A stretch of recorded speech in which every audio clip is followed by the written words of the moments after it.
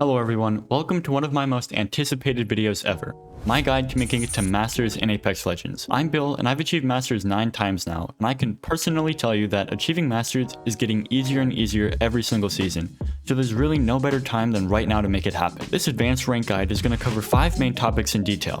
First, the numbers and logistics behind making it to Masters, then some general and helpful Apex tips, some high tier rank specific tips, as well as the main strategies that I've used to make it to Masters consistently, and finally the most important tip I think I can share, how to be the IGL.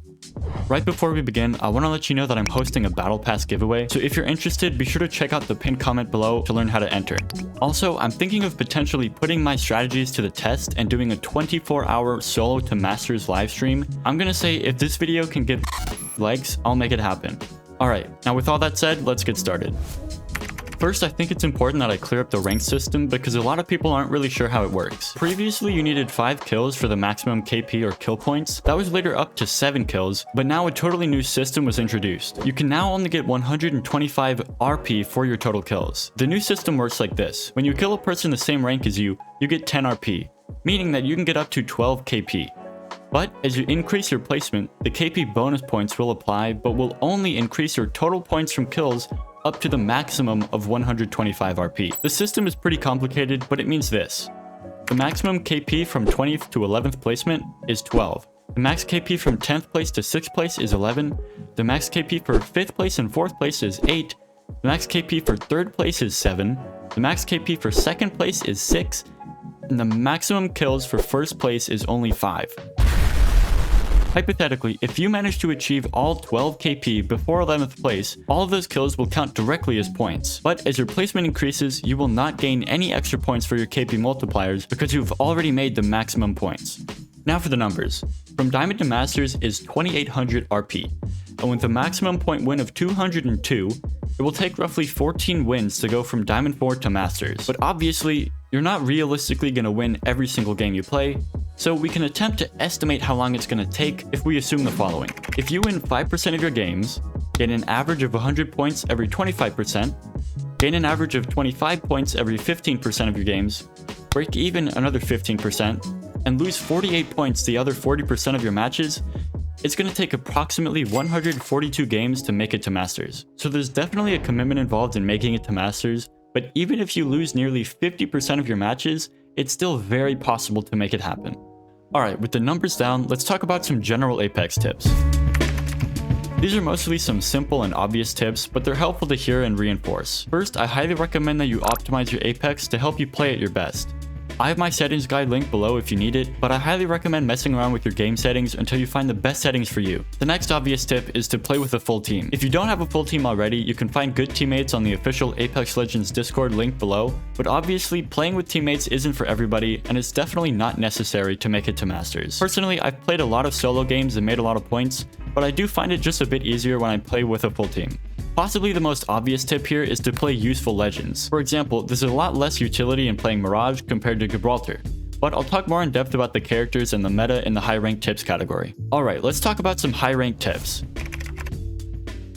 First off, meta is not as important as you think. I personally recommend you don't play a meta just because others are using it. I think it's more important that you play legends that you're actually good with compared to legends that are simply meta. However, with that said, there are definitely some legends that are more useful in ranked. Some of the strongest or most important legends include Gibraltar, Wraith, Octane, Bloodhound, Lifeline, Valkyrie, but really, if you're good at a specific legend, I recommend that you use them. For example, I use Pathfinder and Gibraltar for their utility and because I'm good with both. Next up, when it comes to fighting in high rank, a general rule to follow is to never take a fight during the mid-game. The mid-game should be used for one purpose, rotations to the safe zone. Because you should limit your mid-game fighting, it's important to aim for early kill points. However, this can be very risky because losing in the early game will result in big losses. So to avoid big losses, make sure that you always take smart fights. Understand that nearly every fight will be third-partied, and even taking a third-party fight may result in you getting fourth-partied. Because of this, it's important for you to end your fights as fast as possible, and if you ever find yourself in a stalemate fight, you should abandon it immediately to avoid getting overwhelmed by other teams trying to third-party you.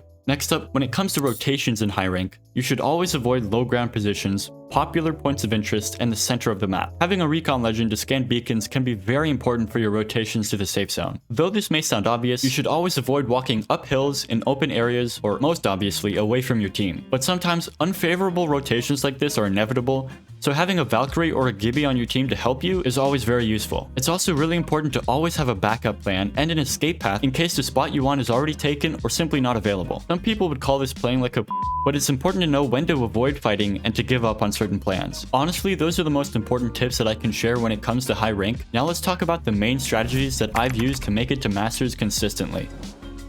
So if you're playing with a full squad or you have a lot of faith in your teammates, your main strategy should be this. Find a smart and relatively risk-free early game fight to ensure your team some early kill points. If needed, find one other POI to loot for free before scanning a beacon and moving into the safe zone.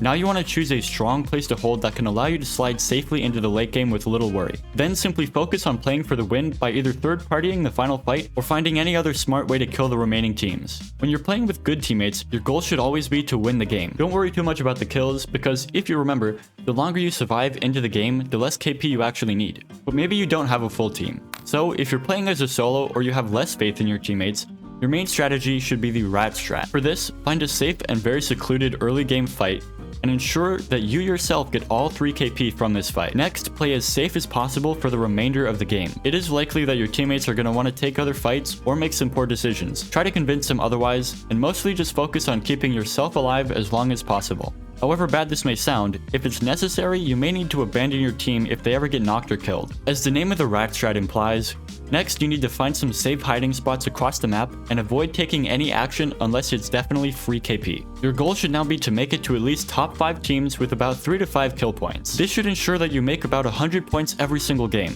One extremely useful tip for this strategy is to play Pathfinder or Valkyrie. Using these characters can allow you to escape fights easily, but more importantly, it can allow you to hide in trees. You'd be totally shocked how many games I made it to top 2 just by simply hiding in a tree with a green Pathfinder skin. In general, whenever you're playing solo, the goal is not necessarily to win every game, just more so to get positive points each game. Those strategies right there are pretty much the blueprint that every player uses to make it to Masters. I've personally been using these strategies for seasons now, and they've worked consistently. So as long as you find a good way to implement them, chances are they can have a strong impact on helping you make it to Masters. Of course, I saved the best tip for last. This is on how to be the IGL. An IGL, or the in-game leader, is like the team captain. They're the person who organizes the team, decides whether or not to fight, where to rotate to.